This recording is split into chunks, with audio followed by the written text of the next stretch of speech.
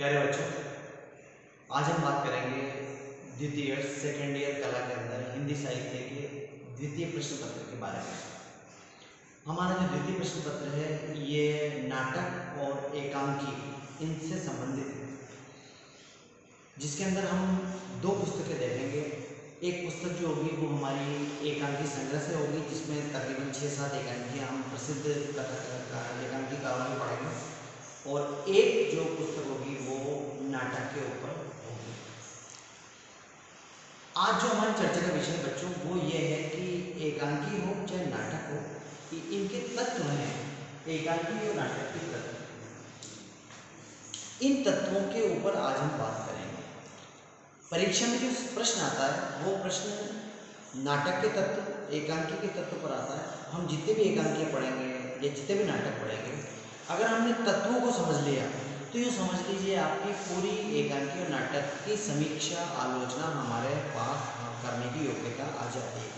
यानी कि second year में यह सबसे महत्वपूर्ण बिंदु है कि आप जो है वो इस तत्व को समझें। पहली बात तो समझ लीजिए कि नाटक और एकांकी के तत्व सेम ही है, एक ही है, अलग अलग नहीं होते। जो तत्व नाटक में होते हैं वो एकांकी में होते हैं, मगर इतना फर्क हो जाता है, आकार का फर्क हो जाता है। जैसे एकांकी के तत्व जो होते हैं वो छोटे हो जाते हैं, संक्षिप्त हो जाते हैं, और नाटक में वही तत्वों का आकार जो होता है वो बड़ा हो जाता है। आज हम बात करेंगे कि वो कौन कौन से तत्व हैं। नाटक और एकांकी दोनों में 7 तत्वों को आलोचक मानते हैं। पहला तत्व है कथावस्तु, दूसरा हमारा तत्व है पात्र और चलचित्र, तीसरा हमारा तत्व है संवाद, चौथा हमारा तत्व है देशकाल और वातावरण, पांचवा हमारा तत्व है अभिनेता, छठा हमारा तत्व है शैली, और सातवां अंतिम तत्व है हमारा उद्देश्य। इन 7 तत्वों के आधार पर दुनिया में किसी भी नाटक की या किसी भी एकांकी की समीक्षा करना हमारे लिए संभव हो सकता है। हम ये समझने की कोशिश करें कि आखिर इन तत्वों के अंदर हम किस चीज़ को समीक्षित करेंगे, किस चीज़ की विवेचना करेंगे। सबसे पहली बात कथावस्तु, पहले बिंदु पे बात करेंगे कथावस्तु। इसकी बात करेंगे बच्चों। कथावस्तु को दूसरे नाम से भी जाना जाता है, विषय वस्तु, कथानक, इन नामों से भी इसको जाना जाता है। यूँ समझिए कि हम जैसे किसी पिक्चर को देखने जाएं या हमने किसी टीवी में किसी सीरियल को देखा, तो अगर आप किसी अपने मित्र को जाकर कहें कि भाई उस पिक्चर की स्टोरी क्या थी, कहानी क्या थी, आप या उस सीरियल की स्टोरी क्या है, तो वो जो स्टोरी आप जिसे बोल रहे हैं उसी का नाम होता है कथावस्तु। यानी कि प्रत्येक एकांकी के अंदर एक थीम है, कथावस्तु है, एक कहानी है। प्रत्येक नाटक के अंदर एक कहानी है। जैसे मान लीजिए रामकुमार वर्मा की पन्नाधाय एकांकी के अंदर हम बात करें तो पन्नाधाय की जो है वो जीवन चरित्र का उज्ज्वल पक्ष हमारे सामने आता है, बहादुरी का, तो उसकी कथा उसमें। किसी नाटक की अपन बात करें, जैसे चंद्रगुप्त नाटक में चंद्रगुप्त से संबंधित जो उसके जीवन का एक छोटा सा पक्ष हमारे सामने उजागर होता है। तो कथावस्तु जो बिंदु है उसके अंदर हम जो भी आलोच्य नाटक है या जो भी आलोच्य एकांकी है उसकी जो है वो एक संक्षिप्त में कथा को हम प्रस्तुत करते हैं। उसके बाद हम ये देखते हैं कि कथा वो अच्छी है, रुचिकर है, बहुत ज़्यादा बड़ी नहीं हो गई है, पाठकों को वो पसंद आने वाली है, और उसके अलावा वो किसी प्रकार से जो हमारे विद्यार्थी हैं उनके लिए वो कथा वस्तु जो है वो उनको कहाँ तक पहुँचाने में लेखक सफल हुआ है, इस बिंदु को हम कथा वस्तु में देखते हैं। इस बिंदु की हम व्यापक विवेचना भी करेंगे, मगर अभी चूंकि सारे बिंदुओं को देख रहे हैं इसलिए दूसरा बिंदु है पात्र और चरित्र। ये ठीक उसी प्रकार है जैसे किसी फिल्म को आप देखने जाएं और आपके मित्र आपसे पूछे कि भाई इस पिक्चर में कितने हीरो हैं, कितने विलन हैं, कितने पात्र हैं। उसी प्रकार प्रत्येक नाटक में और प्रत्येक एकांकी में भी पात्रों की संख्या जो है वो होती है। पात्रों में ध्यान रखने वाली बात है, एक तो मुख्य पात्र होता है हमारा, और दूसरा जो होता है वो सहायक पात्र होता है। जैसे किसी पिक्चर में मुख्य हीरो है और साथ में सहायक दूसरे छोटे मोटे हीरो भी हैं, उसी प्रकार एकांकी और नाटक में मुख्य पात्र होते हैं और मुख्य पात्रों के साथ साथ जो है वो कुछ सहायक पात्र भी होते हैं। इसके अलावा दूसरे तरीके से भी हम इसकी समीक्षा करते हैं, कुछ पात्र खल पात्र होते हैं, कुछ पात्र अच्छे पात्र होते हैं।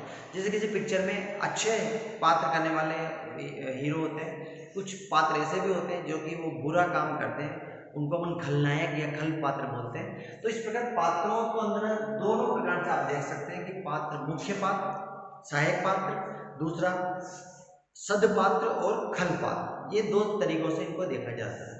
और दूसरी बात, इसमें चरित्र चित्रण जो है वो उसका किया जाता है। जैसे कि चरित्र चित्रण लेखक की सफलता इसी में है कि जैसे मान लीजिए खल पात्र है, अगर पाठक पढ़ते समय खल पात्र के प्रति अपनी नफरत का भाव वो महसूस करता है, तो समझिए कि लेखक ने उसका चरित्र चित्रण करने में सफलता प्राप्त की है।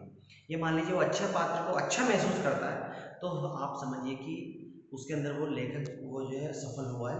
यानी कि हमारा साधारणीकरण पात्रों के साथ यदि ठीक ठीक हो रहा है, तब तो चरित्र चित्रण अच्छा माना जा सकता है। और यदि मान लीजिए हम ये काम करने में लेखक विफल रहता है, तो सुधी जो पाठक हैं वो चरित्र चित्रण को खराब ही समझेंगे और आलोचक को उससे खराब ही बताएंगे। तीसरा बिंदु है हमारा बच्चों संवाद। इस बिंदु में अपन ये देखते हैं, जिससे छोटे छोटे कथन है, संवादों के द्वारा एकांकी और नाटक में संवाद सबसे महत्वपूर्ण है, क्योंकि जो कथा की आगे बढ़ती है, कथा वो संवादों से ही बनती है। एक पात्र कुछ बोलता है, दूसरा पात्र कुछ जवाब देता है, फिर दूसरा पात्र को पूछता है, पहला पात्र को जवाब देता है, तो सवाल जवाब के द्वारा ही कथानक आगे बढ़ता है। इसलिए संवाद योजना बहुत ही महत्वपूर्ण है। संवादों को छोटा होना चाहिए, रोचक होना चाहिए और पात्रों के अनुकूल ही होना चाहिए। ये बात भी ध्यान रखने वाली बात। चौथी बात हम बात करेंगे देश काल और वातावरण।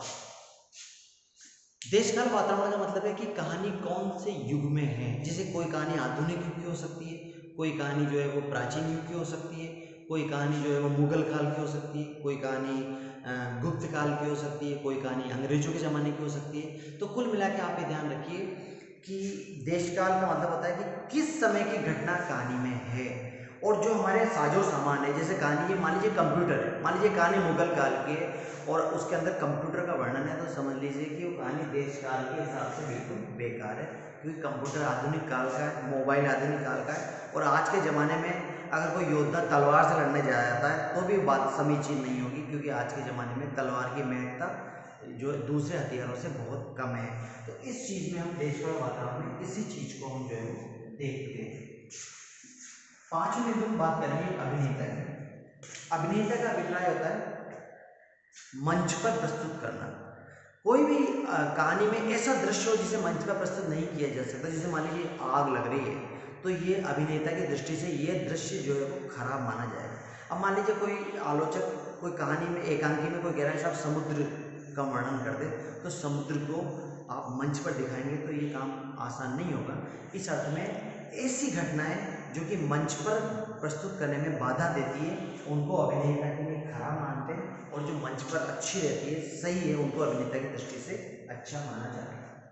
शैली जो है वो छठा बिंदु है, भाषा शैली को इसमें देखते हैं। हर आलोचक की, उपन्यासकार की अलग शैली होती है। प्रेमचंद जी की अलग शैली है, जयशंकर प्रसाद की अलग शैली है, राम कुमार वर्मा की शैली अलग है।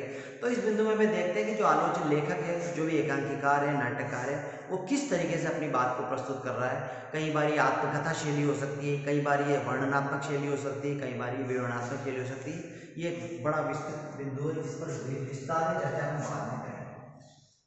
उद्देश्य कहानी नाटक या एकांकी का सबसे महत्वपूर्ण तथ्य है।